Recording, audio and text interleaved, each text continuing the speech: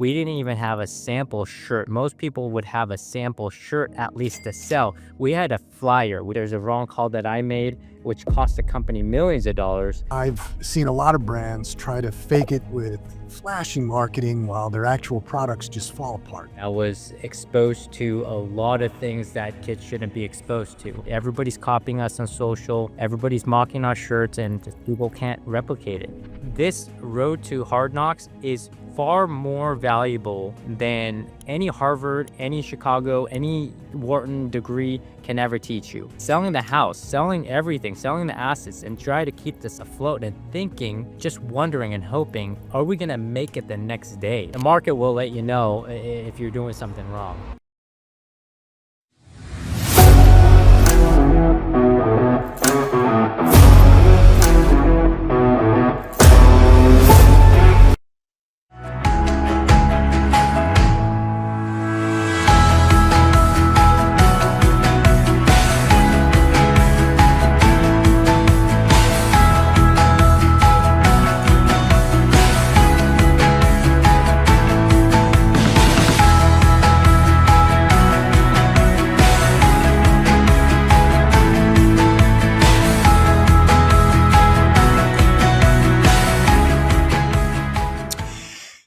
Hey, everybody, and welcome back to Crunching Your Growth.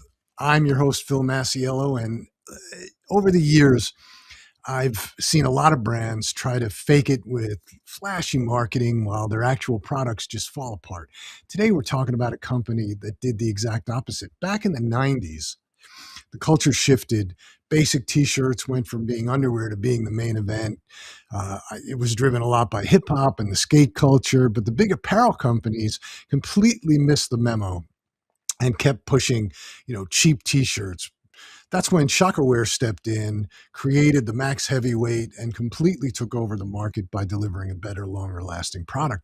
My guest today is Eugene Park, CEO of Shaka Wear. Eugene isn't just a fashion guy. He's an operations and supply chain powerhouse. He's got a Harvard degree, U Chicago MBA, spent over a decade building high-performance manufacturing pipelines around the globe, navigating complex international regulations to keep Shaka Wear at the top of the streetwear food chain.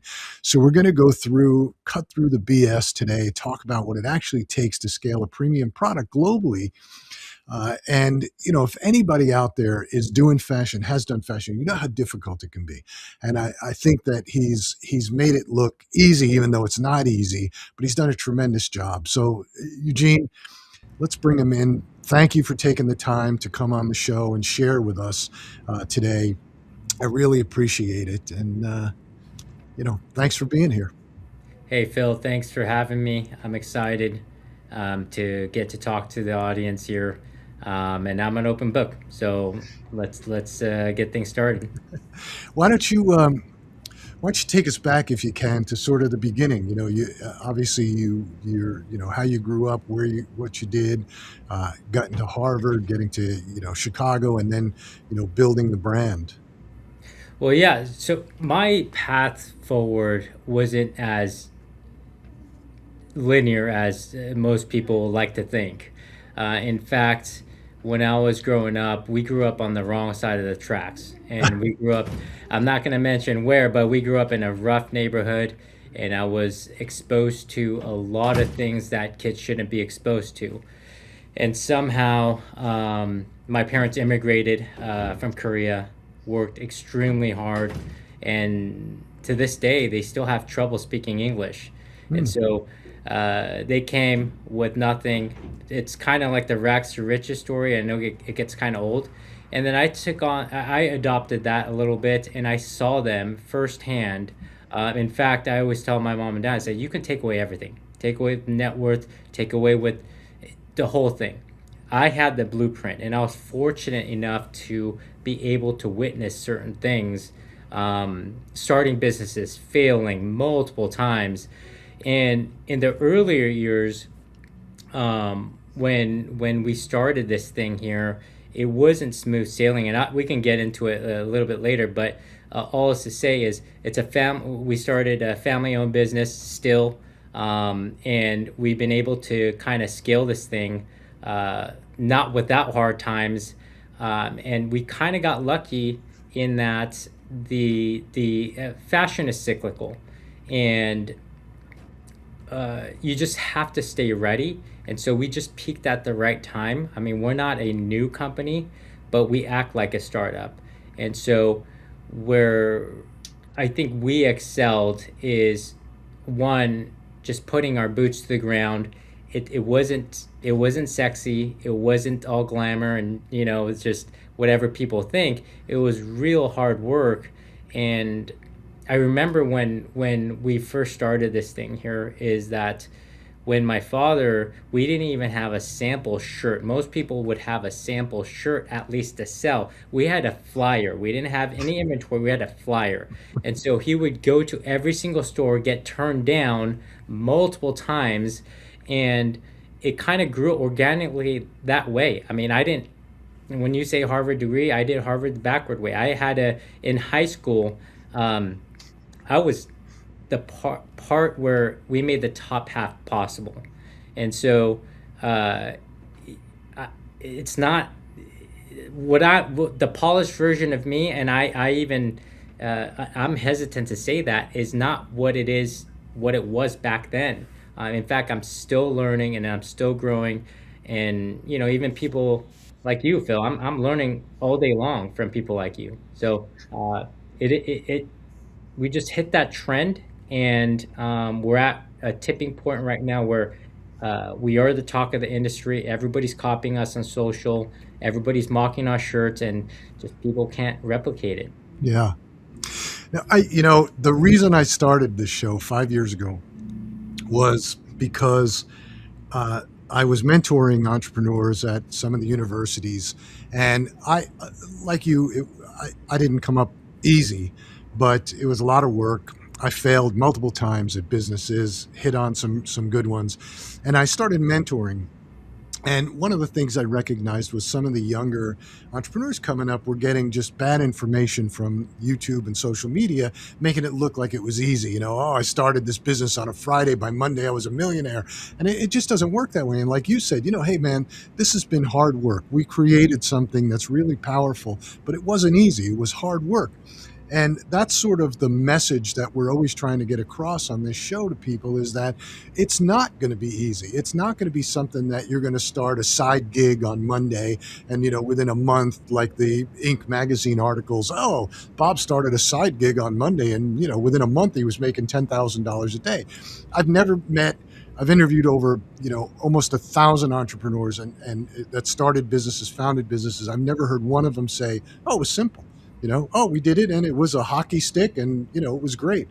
There's the closest we came was a guy named Joe Rothley, who created a product called Greenies, which is a pet product, and it's Yep. sold, all around. And he did it, he started it and founded it and worked for 4 years before it became a hockey stick. So it wasn't a hockey stick overnight. And then obviously he exited to Mars. So, but exactly what you're talking about. So yeah, I would like to get into sort of the path and what you guys did and your failures and how you overcame them and how you kept going. Yeah, to your point, and I'm guilty of this, of taking a bite out of that greenie. It doesn't taste good, by the way. Uh, but yeah, wonderful story there too, on that background. But yeah, as you stated, I mean, there are bumps and this road here of this entrepreneur thing, and when I used to hear about these things from my mentors now, is it's not for everybody. Right. And I'm thinking, why not? How come I can't just start a business? You can, if you're willing to endure the pain long enough. And so the thing with us, our companies, I remember there are times, I mean, you have stressors of, can you make payroll? I mean, week to week, you're talking about making payroll. We had at one point, there's a time where we almost didn't make it around 3 times, and I vividly remember those times where there's a supply chain defect, there's a wrong call that I made, which cost the company millions of dollars. And that's, by the way, this road to Hard Knocks is far more valuable than any Harvard, any Chicago, any Wharton degree can ever teach you. And so to get in the trenches and actually start doing it is nothing can replace that. Sure. So when one of the times when we order merchandise, at that time we were manufacturing out of China, and we still do quite a bit of business there on the outerwear, but we got shipped junk. So Oh, we wired. Think about this. At that, we don't have any money. We wired out the last $100,000. We get a shipment in, and it's a bunch of recycled junk. And so those are things that, and it's like, what do we do next? How do we pay the rent? How do we keep the lights on? How do we keep people employed? And we had orders there, thank God, but how do we fulfill that? And so these these little gotchas, and it happens time and time again. It's not like most people think, oh, once you hit $100 million, or once you hit $10 million, it's going to go away. 100, it never goes it away. never goes It away. never. It's just bigger scale problems, um, and yeah, we had to learn it the hard way. I think that I remember a time where, um, it's the most frustrating thing when you have orders and you cannot fulfill them. Yeah. And we shipped out an order, a large order, to a customer, and we got charged back because it came in defect. And so, how do you recover from that? And we're putting all our personal savings, selling the house, not even refining, selling the house, selling everything, selling the assets, and try to keep this up afloat. And thinking, just wondering and hoping, are we gonna make it the next day? Not even the next month. Are we gonna make it the next day?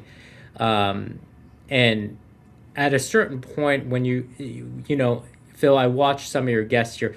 Yes, everybody, you have to work hard. That's a Yeah. non-negotiable. But then that coupled with a little bit of magic dust, which I call luck. Yeah. Uh, but you have to be ready for that luck, and you don't know when it's coming. So uh, we got a little bit lucky. I'm not going to be, I learned my lesson. I'm not arrogant to say that, oh, I did it, my team did it, our company's far superior. We had a lot of lucky moments, and we just capitalized on those. So yeah, it's manufacturing to we if you see behind me, there's a yarn cone there. So we spin the yarn, knit the yarn, dye the yarn, cut and sew. So we're the full vertical thing. And I'll tell you a funny story, because when we first started, they go, oh, you have to, there's a dye house. It's like dyeing, like as in garment Yeah. dye. uh, my dad thought that people died over there. Like, are you killing people? So this is how you gotta understand. This is how stupid, for the lack of a better term, this is how dumb we were. And we did. We just had to figure things out of what sewing machines, how to create garments, how do you match a certain weight, the look and feel of it, all the way from the logistics. And yeah, it's been a long journey. Yeah. We were talking before the show, and I told you that, you know, I've had a couple of successes in my life, but I've had several failures, and a couple of the failures were in the fashion world.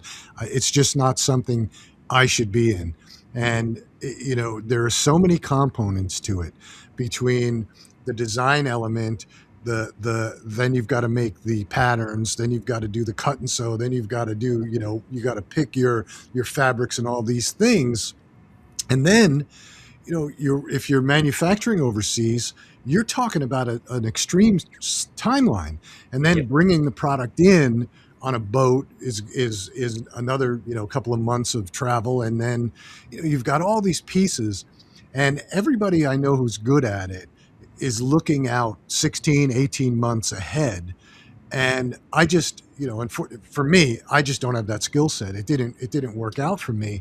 But I respect anybody who's in the fashion business, because it's just a total business that has so many different supply chain components to it.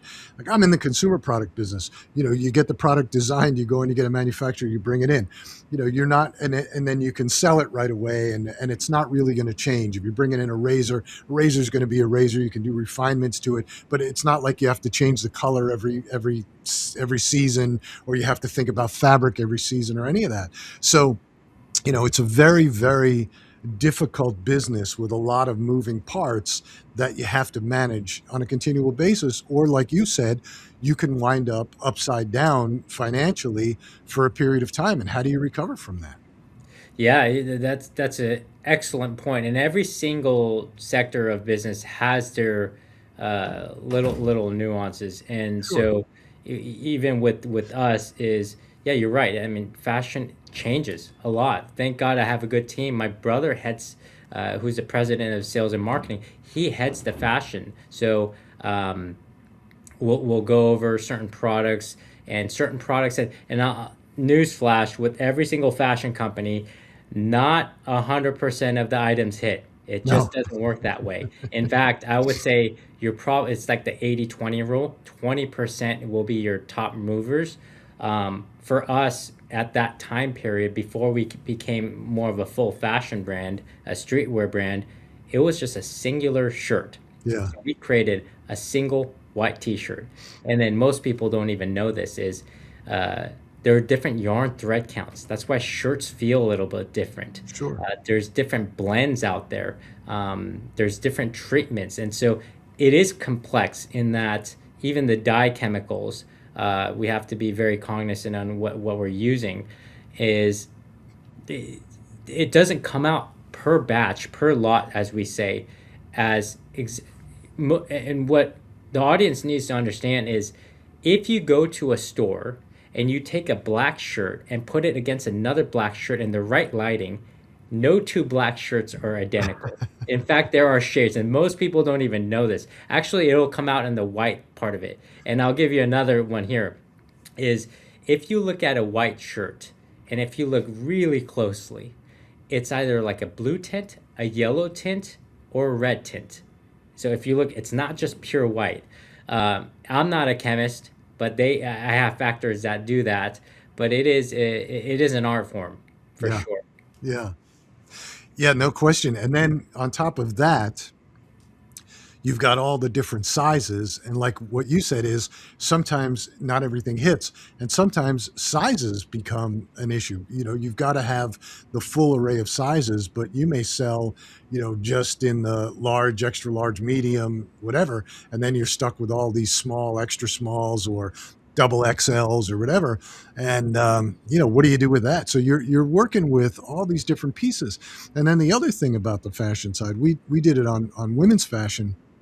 The other piece was what we learned the hard way was that when you're selling certain products like jeans, for example, women will buy 3 or 4 different sizes because they're not sure about which size is going to fit them.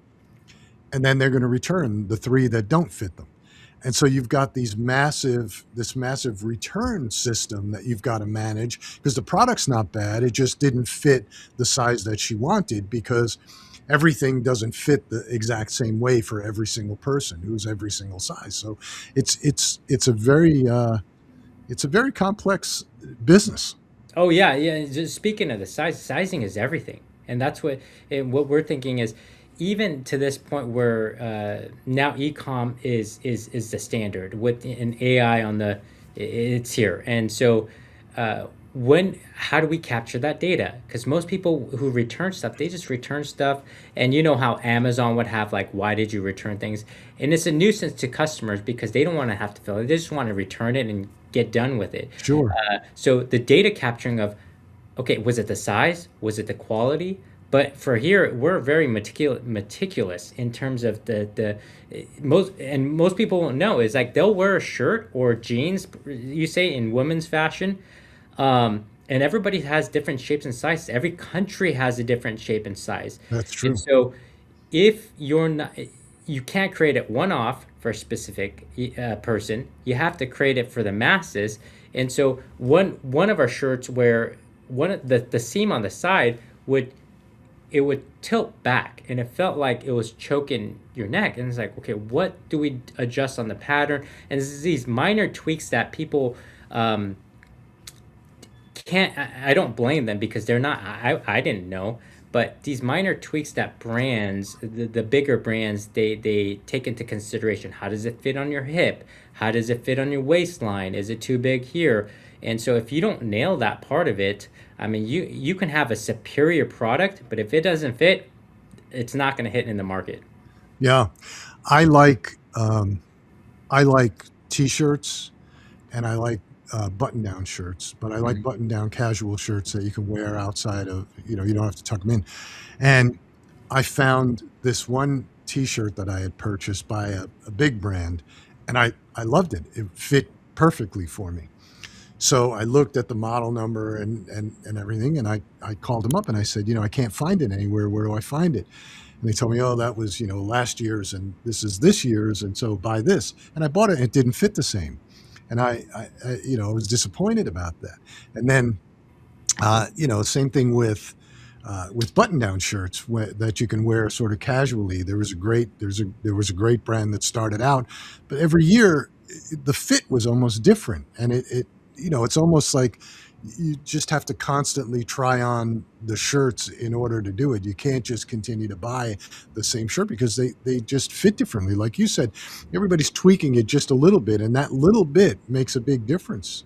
Oh yeah, 100%. And that's another variable with this business is that when you're mass producing, like take for example, if you're in food and beverage, Mom's Kitchen, and they started out with this amazing ice cream. It tastes great in the kitchen. Replicate that and scale that to 10,000 cups. See how it tastes. Right. And so that's the same thing that we're facing here is when you're reaching mass production, the cup might be a little bit different. So it's a hard thing to catch with quality control. Because you could check one or two pieces. You're not checking a million pieces. No. So, and the market will let you know if you're doing something wrong. But yeah, all those things. I mean, it is a massive headache on mass scale production. But it's something that everybody deals with. I promise you, the biggest companies in the world they pay attention to that. Even as for the collar, color, fit, style. Okay, that's fine. But just the threading of it, the way it's stitched under a shirt. I have a shirt back here, but just the threading of how it's sewn in, it all matters. And I mean, the fashionistas will tell you even more. So, they know more than I do, but they're very picky on um, judging a brand. Oh yeah, absolutely. Now, are you manufacturing everything yourselves in California or? No, so our business model is right now, so we buy U.S. cotton, and we're the single largest buyer of this 16 single thread yarn in the Western Hemisphere. And so we buy Wow. U.S. cotton, we'll ship it down to Central America. This is just for our shirts, and we'll knit, dye, cut and sew, package. And if we need to treat it, we'll treat it with garment dye, different products, and we'll ship it back to the States. Um, and as far as the outerwear stuff, that's all done in Asia, whether it's China, India, um, Korea. So it depends on what product it is, but the vertical chain is mainly on the shirts and hoodies. Yeah, and that's done fairly locally, North America. The That's manufacturing is done in Central America Central on the America. western side. We don't manufacture anything domestically just because the customers are sensitive to price point and it's hard to match that part of it. But if I had it my way, yeah, we would love to manufacture here. We've tried it; it just didn't. The financial modeling didn't work out. Yeah, we when we were in the fashion business, we were talking to the folks in New York, and nobody they were doing the patterns in New York, but even that was starting to be pushed out. So there was a time when there was a lot of manufacturing in New York for fashion, but Yeah. not so much anymore. Even shoes. So yeah, it is difficult. I aside from the political side of it, I've always been a fan of domestic manufacturing only because of the turnaround time and the ability to, stay close. Like when we were in the shaving business, our product was manufactured in Tennessee, which was great because if we ran out, we could get it faster, right? If we're manufacturing overseas, it takes, like right now we have a client, they put something on the water that was supposed to arrive March 11th, and it took another 2.5 weeks past that, and so they were out of stock, and it was a big nightmare, and then Yeah. even once you get it here, just clearing the port, just clearing customs, just getting it in, and then the inspections and everything, it could lead to an extended time on that supply chain, which Oh all yeah, costs yeah, money. 100%. I mean, we still do deal with that. I mean, and you also, pe- I don't think people understand, even manufacturing in different countries, there is a political atmosphere there. And depending on what the government wants to do.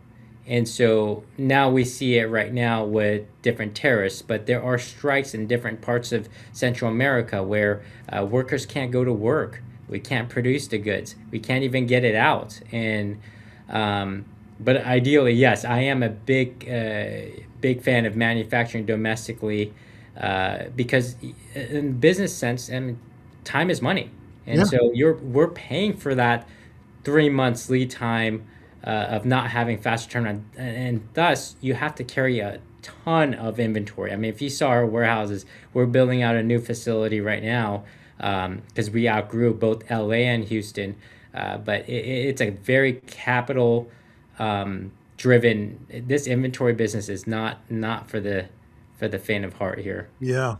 Yeah, and you want to optimize your inventory because you're bringing in this freight coming in from overseas.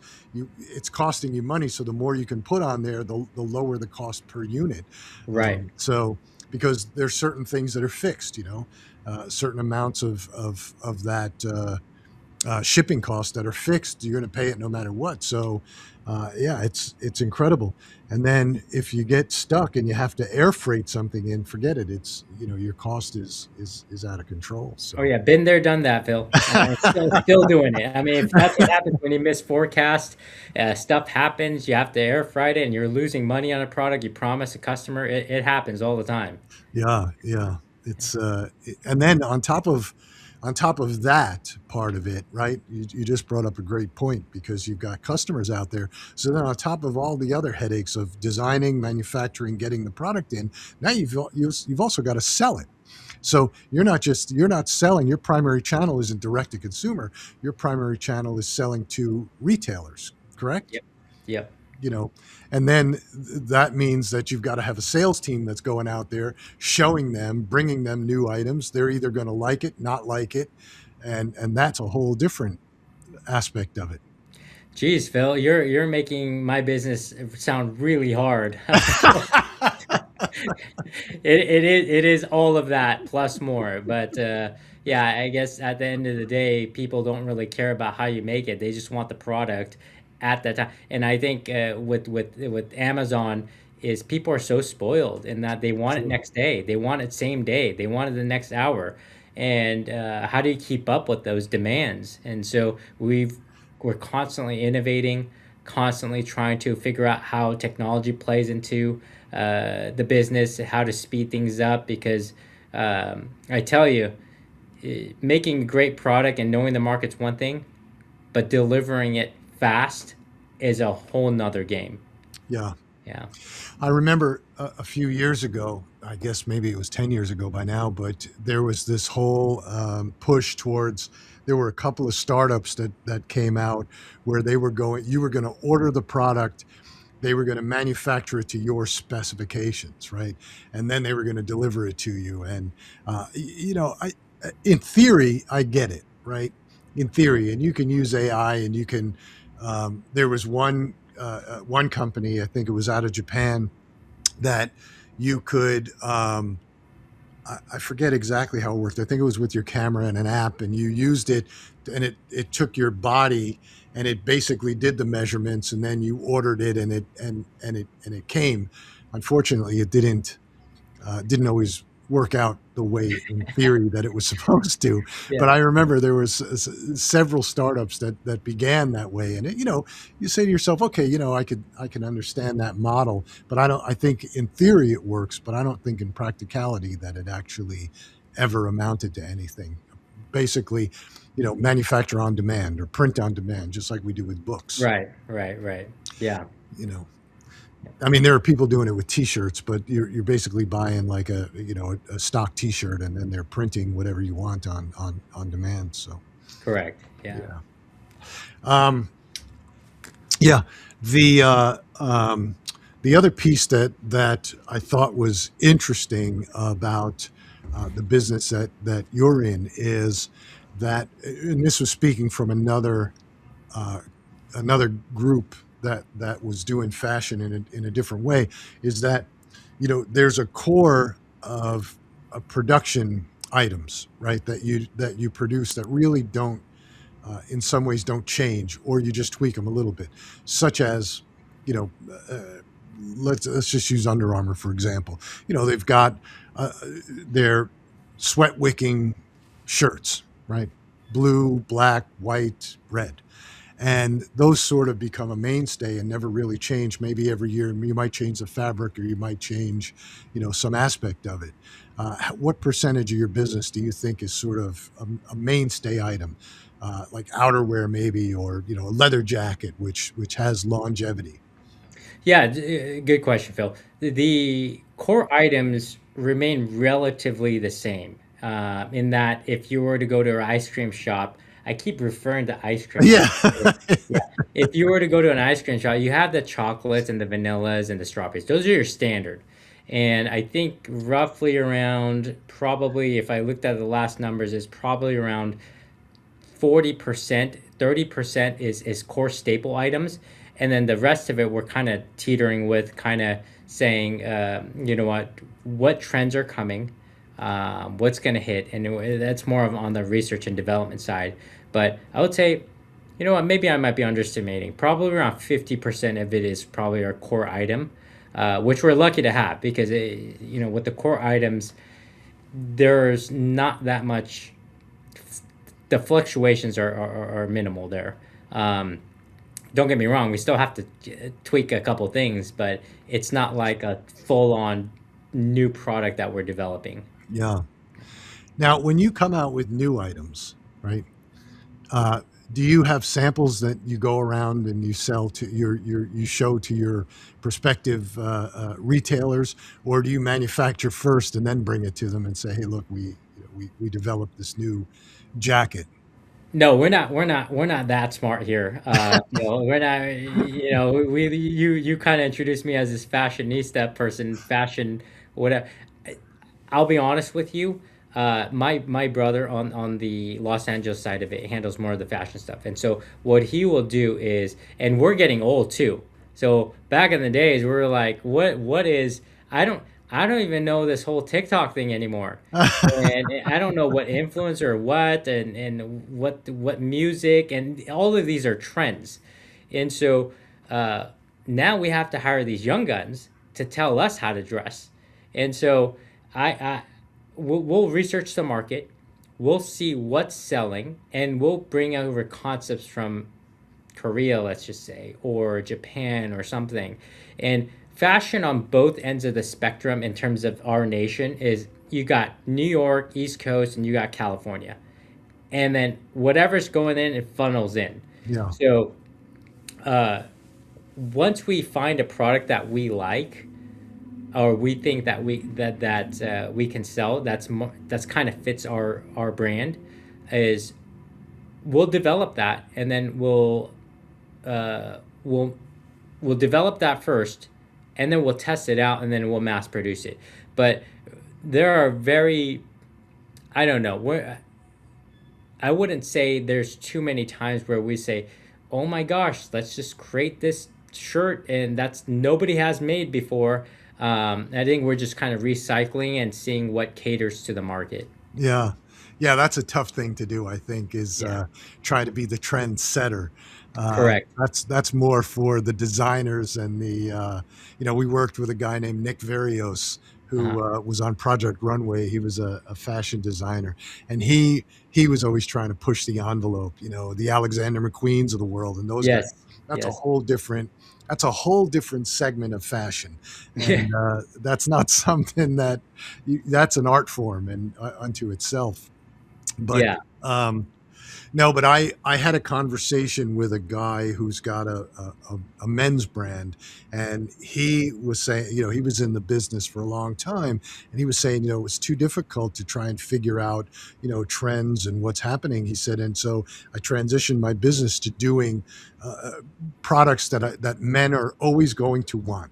Said, you know, they're always going to want a leather jacket. They're always going to want this, you know, outerwear. They're always going to want these types of pants, this type of boot, and that's sort of what he focuses on, because he said, you know, I can't focus on that setting of trends. He said, because Yeah. it's too difficult to be, you know, to be out there looking at it, you know. Well, sometimes, Phil, though, certain items have come on the market and it was just the wrong timing, or was it marketed properly, or Right. that it didn't suit the brand. And sometimes in our line of businesses, there are times where actually it happens more often than not. There's a lag time. So we'll introduce a product, and then once we introduce a product, we won't get a fast response. So how do we gauge, is this product a success or not? And we'll give it, and for one of our best selling shirts is the garment dye shirts. And so when we created that, it took roughly around 9 months for the market to adopt. Think Wow. about 9 months worth of inventory that didn't sell. We had to beg people to buy it. Now it's flying off the shelf. So it is timing, and it, you have to kind of, in that sense, there's early adopters, Yeah. um, but those are far and few between. And so, marketing to the masses with a newer product, it's always a challenge, even though it's recycled fashion. Um, FYI, everything is recycled. Yeah. At Whatever some you're point. seeing right now, it's been done in the past. You're too young or too old to remember. Yeah. That's what it is. Yeah. Well, you were just, it's funny. You were saying, I don't know the trends. I don't even understand TikTok anymore and all that. And it's the same for us. Like you know, we have an agency and we're managing people's accounts and doing all kinds of things. And I have to keep hiring younger people who come in and understand exactly what's happening, because, you know, I understood social media, you know, 5 years ago, 10 years ago. Today, it's completely different. The algorithms change, everything changes. And, you know, sort of the same in fashion or any product. Actually, you were talking about timing. I mean, you start to see these trends, and sometimes the trends pop up really fast on social media, and then they blow out, and people are scrambling for inventory, and then the next thing you know, it dies. A good one were those cups that people were using a couple of years, like 2 years ago. There was, you know, there was these cups that nobody could keep in stock, and then people were trying to jump on them, and then all of a sudden it just teetered off. Was it Stanley Cups Yeah, that? Stanley, that's it. Okay.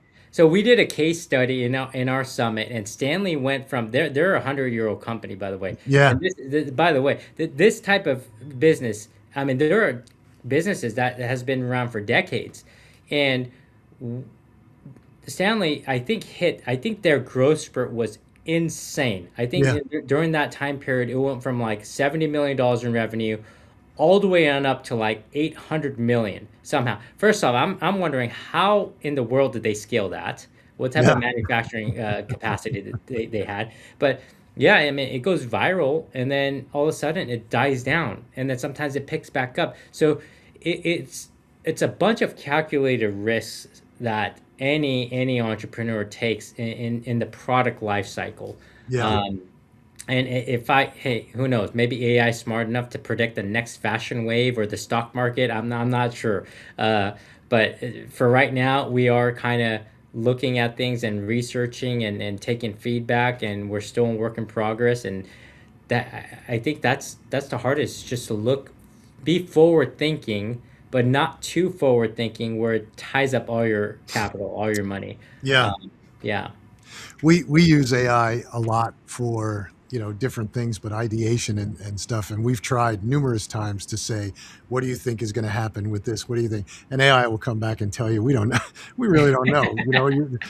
But what's funny is in a different category, in the food category, we had a client who he's a small PE private equity guy, and he buys small brands, and we were handling his marketing, building his websites, and all that stuff. And there was this product that came out on TikTok. I think it was about 4 years ago. It was called Pink Sauce, and it exploded. For some reason it just exploded, and he scrambles and cuts a deal with them and to manufacture this because he had several food brands and he was in the sauce business. Cuts a deal, goes to the manufacturer, gets it all together. It's going to take 6 or 7 months.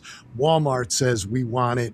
You know, by the time the product comes in, we're talking 6 or 7 months later, the product comes in, nobody cared. It was over. It was that flash in the pan and then it was done. And, the poor guy lost, I don't know, so a lot of money, millions, a couple of Yeah. millions on it. So, It's the nature of the game, and I think it happens not even just fashion, but any product based company. yeah, It happens. 1 minute it's here, 1 minute it's gone. You can't deliver on time, so there's a small window on delivery, and if you miss that, if you're too early, it costs you. If you're too late, it costs you. And so balancing that is tough, and that's another portion of the business that we always have to be uh, more. And the thing about us, Phil, is with retail brands, you have 10,000, 5,000 piece runs.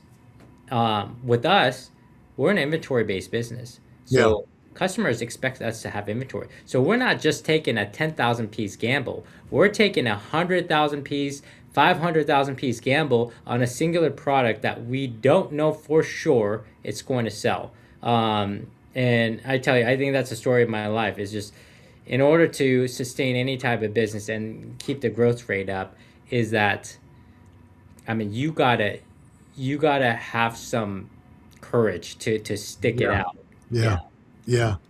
So let me ask you a question on a different subject. You got a great education, Harvard, and then University of Chicago, MBA, and I understand, and I agree with you. I have an MBA in finance and marketing, but you know, and believe me, what I learned from doing business or from trial and error in business and success and failure, I couldn't learn in school. But I do think that there were things I learned in an MBA program about that I think helped me in business, finance, how to understand some things, how to calculate some things. I don't think marketing. In my opinion, I didn't learn anything in marketing that was useful. Finance, definitely, and some other things, supply chain and pieces like that. What are your thoughts on that? Do you think that getting an MBA from a place like University of Chicago um, was beneficial in the way that you think about business and the way that you strategize about business? Or do you think that it was just everything that you've learned from being on the job? Well, so let me clarify is that the MBA I start this year. So I haven't completed the MBA. I had to defer, and so I can't tell that to you explicitly in saying is an MBA worth it. Now, what I can tell you, because I do have, uh, I'm associated with Harvard MBA, Stanford MBA, Wharton. I mean, you name it over there, and it took me a while to make a decision because it is a time commitment in that I'm interviewing these people. These are people that have run anywhere from $100 million in organization all the way to $2 billion. Sure. What is it that you're taking? And all of them say inevitably the same thing: is there is no substitute for real life. And so the only reason why I'm going back is to tell my son that he needs to go to school.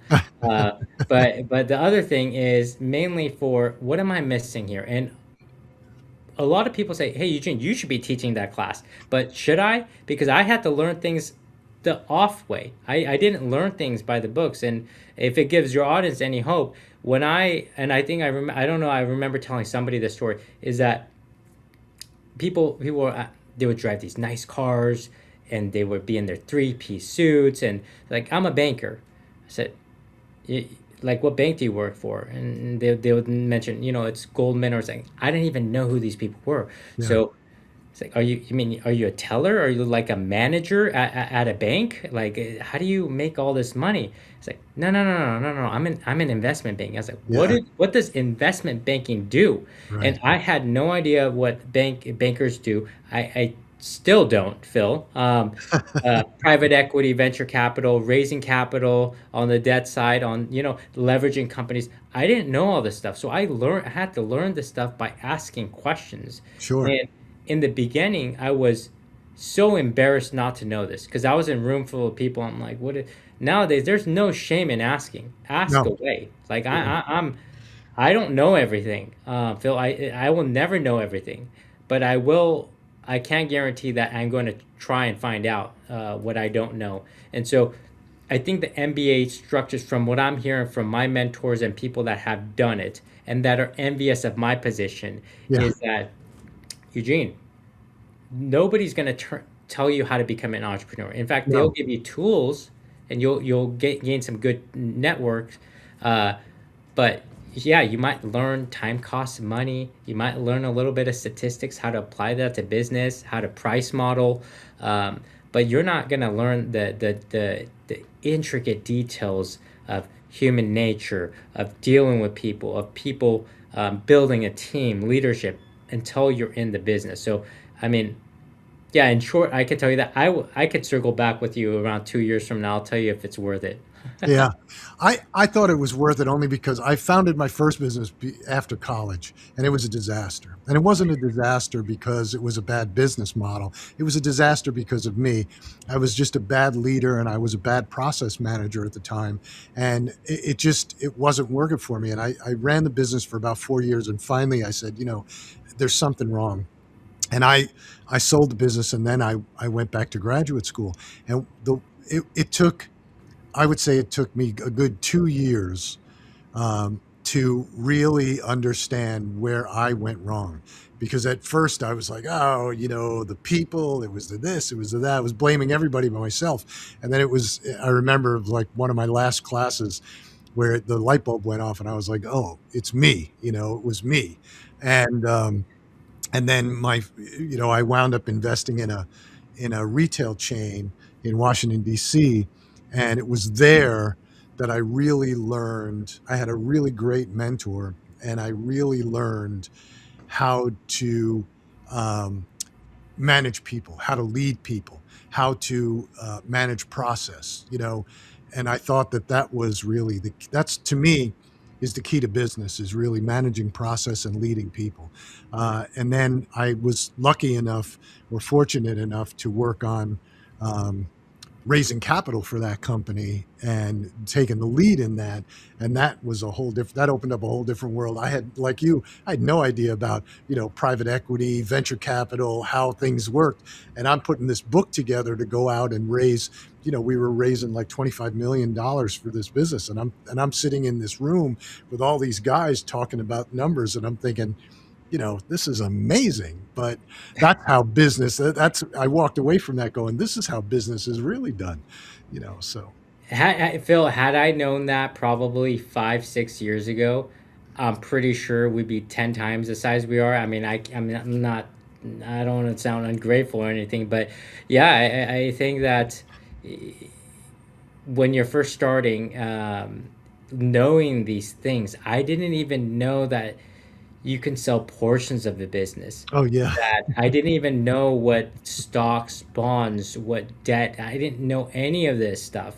Yeah. And so I will be talking to my accountants, now lawyers and bankers.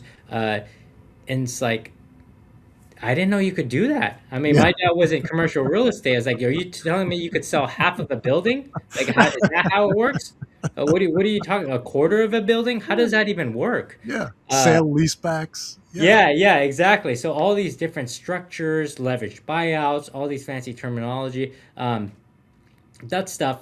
I mean, with AI out there, if you want it bad enough, you can learn all that stuff. But that is very important stuff to learn. well, you can learn it, but and I do help. I coach a lot of young entrepreneurs, and I do focus. Everybody wants to raise capital, but there's a specific way to raise capital Correct. correctly, and you can learn how to raise capital on AI, but you're not going to learn how to raise capital correctly and Correct. from the correct people. So, Yeah. um, yeah. Hey, Eugene, it was a great discussion. I really appreciate you coming on and talking about your business. I think it was great. It was a lot of fun. I think people have got a lot out of this. So again, I really appreciate you taking the time to really share with us. It was fantastic. Yeah, pleasure's mine, Phil. I hope, yeah, people took something away from um, fashion, ice cream, and some money talk there. But anytime I can help, and I appreciate what you do because I think that with the information out there, um, not a lot of people do what you do in terms of interviewing, getting it to the masses, and getting the access to the information because I didn't have anything. I didn't know where to look, and so I respect what you're doing here. Yeah, I appreciate that. And I hope that the viewers appreciate that. They seem to, because we keep building an audience, and again, we try and give people a real understanding, like you did today, of really all the pieces that go into a business. And so, how do people see your products? Where do they go? ShakaWear.com. Yeah, shakaware.com is the web page. There are different distributors out there, retail chain outlets, but shakaware.com was probably the main place you can go for the latest drops. Yeah. Yeah. Again, thanks. I think that if you got value out of today's conversation, make sure that you subscribe to us, leave a review, share it with a fellow founder who needs to hear it, and you can check out Eugene and his team's work at shakaware.com. And until next time, stay focused, cut out the noise, and keep crunching your growth.